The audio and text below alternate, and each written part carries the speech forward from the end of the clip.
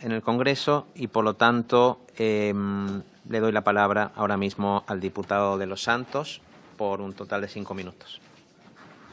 Gracias, presidente. Gracias, letrado, por el cambio en el orden del día. Mi partido reclama atención al teatro amateur, ese que nos ha traído hasta aquí, sí.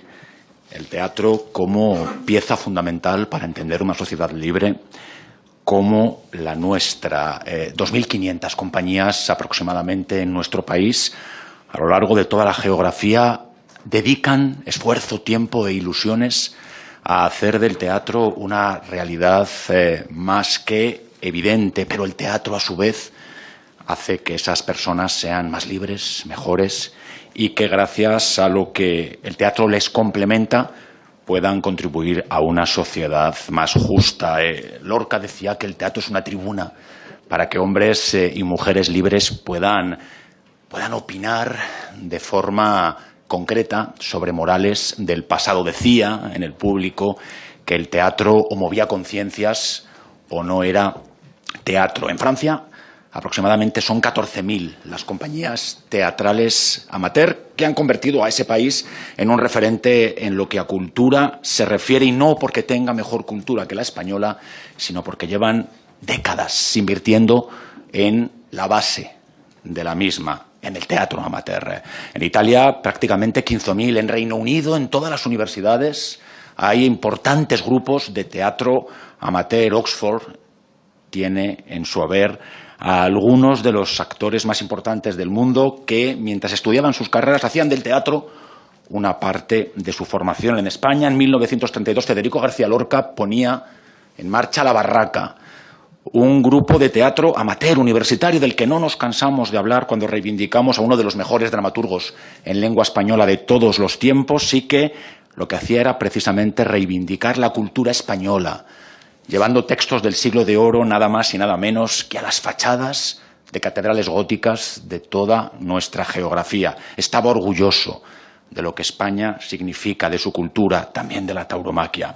Hoy lo que reclamamos es que este Congreso, que sus señorías le den al teatro amateur el lugar que se merece, pero no solamente de forma más o menos inflamada, utilizando estos micrófonos para reivindicar nuestro amor al mismo, sino con dinero. Es importante que los ayuntamientos grandes, medianos y pequeños tengan las aportaciones necesarias, sí, de las comunidades autónomas, pero también del Estado para poder desarrollarse. Es necesario que en el Ministerio de Educación tengan en cuenta la importancia de una herramienta como el teatro para que los alumnos y alumnas aprendan a hablar, a relacionarse, a ser más libres e incluyan en los currículos obligatorios esta realidad. Es imprescindible que desde el Ministerio de Hacienda, casi 7 años después, se implemente una ley de mecenazgo que desde el Partido Socialista, cuando estaba en la oposición, nos reclamaban, y no siempre de forma muy educada,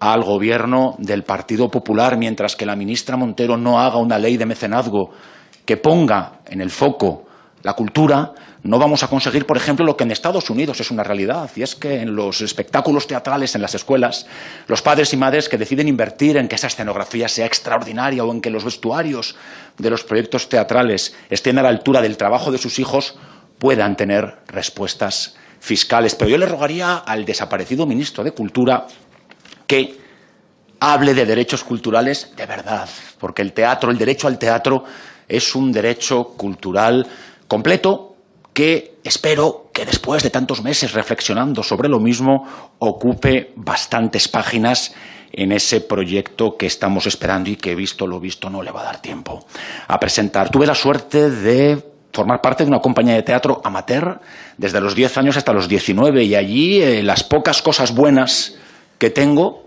me las enseñaron, sobre todo a reconocer que de nuestros, por ejemplo, 5 autores premio Nobel, 2 son dramaturgos. No hablamos de ellos. ¿Por qué? Porque pertenecen a una época vetusta que para muchos es pasado, y al pasado o se le mira con desdén o es mejor no acercarse. Seamos conscientes de cómo la cultura nos convierte en mejores personas y cómo la cultura es la que ha hecho que seamos el país que somos. Y querida portavoz, gracias no solamente por registrar esta PNL, sino por dejarme defenderla, porque, sinceramente, mientras que sigamos de espaldas a la cultura, al teatro amateur, podremos reivindicar políticas que mejoren las audiencias en nuestros salas de teatro, en nuestros museos. Pero si no invertimos donde realmente hay que hacerlo, que es en la base, no estaremos a la altura de nuestras responsabilidades como servidores públicos, como representantes de esas mujeres y esos hombres que necesitan de la belleza, de la realidad espiritual para cada día ser mejores. Gracias. Muchas gracias, señoría, por la intervención. Hay una enmienda presentada por el Grupo Parlamentario Socialista. Para defenderla tiene la palabra la diputada Gracia. Buenos días, señorías. La proposición presentada por el Partido Popular, cuyo fondo compartimos completamente, está cargada de buenas intenciones, pero de puro larga se queda muy corta. Porque, en primer lugar, porque incluye medidas que ya están ampliamente cumplidas, porque invade competencias de diferentes administraciones y, sobre todo, porque se pierden detalles.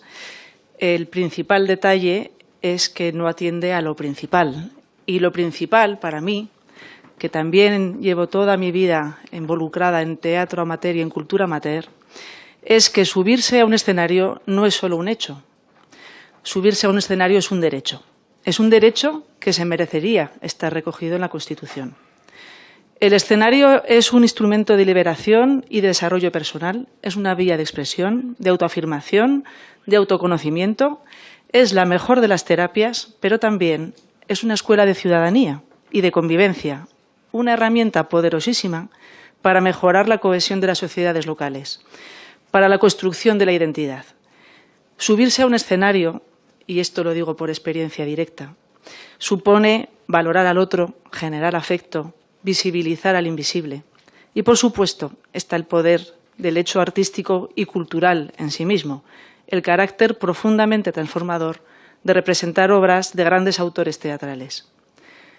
Es sobre el escenario donde vivimos la cultura no solo como sujeto pasivo, sino como sujeto activo. Dejamos de ser solo espectadores y pasamos a ser, además, actores. Y es que los ciudadanos somos ciudadanos porque somos seres culturales. La práctica de las artes a nivel amateur es un arma de transformación social y de empoderamiento que beneficia más a quien más lo necesita, a mujeres, a personas vulnerables y al mundo rural.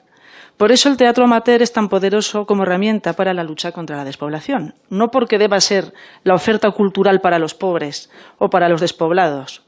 Todos, también los que vivimos en los pueblos, debemos poder acceder a una oferta cultural de calidad y profesional.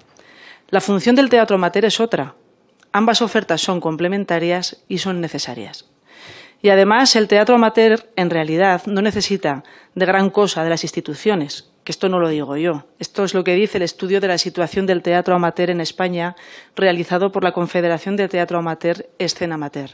Y lo dice también el vigente Plan General del Teatro. En su primera versión, la de 2007, aparecían cientos de apartados y subapartados, que es lo que parece ser que se refleja en la propuesta del Partido Popular. Sin embargo, la revisión actual, en la que se aprobó en 2011, que es la actual, simplifica y se reduce a lo esencial. Y lo esencial para apoyar al teatro amateur es que se necesita primero escenarios, salas, se necesitan infraestructuras culturales. En segundo lugar, formación, cierto personal cualificado. Y en tercer lugar, el apoyo y compromiso, sobre todo de las administraciones locales. Y este apoyo ni siquiera es siempre o solo económico. Lo que se necesita es que se proporcione la infraestructura, la formación, las redes, la programación. Esto no es nada que no se esté haciendo ya en el deporte de base. En deporte de base, en los polideportivos municipales surgen unas pocas figuras de élite y cientos de miles o millones de ciudadanos que disfrutan del deporte. Lo mismo debe ocurrir en la cultura de base. De los escenarios de los grupos locales saldrán unas pocas figuras de élite, pero saldrán millones de ciudadanos que entenderán y disfrutarán del hecho teatral y de la cultura. Desde el Congreso, ¿qué podemos hacer? Pues facilitar que esas políticas culturales se desarrollen en todo el territorio de forma reticular, mediante bancos de buenas prácticas, orientaciones, en colaboración con la Federación de Municipios y Provincias pero sin olvidar nunca dos cosas. Primero, que la competencia será fundamentalmente local y autonómica, que los ayuntamientos también son Estado. Y segundo, que para desarrollar las políticas culturales hace falta dinero. Como decía el portavoz del Partido Popular, sin dinero las declaraciones de buenas intenciones son cantos de sirena. Los recortes de dinero público a quien primero afectan históricamente es al mundo de la educación, la ciencia y la cultura, que siempre se consideran por la derecha y la ultraderecha como gastos superfluos. Así que la próxima vez que bramen exigiendo recortes, acuérdase de esta pequeña PNL que propusieron en apoyo del teatro amateur. Gracias.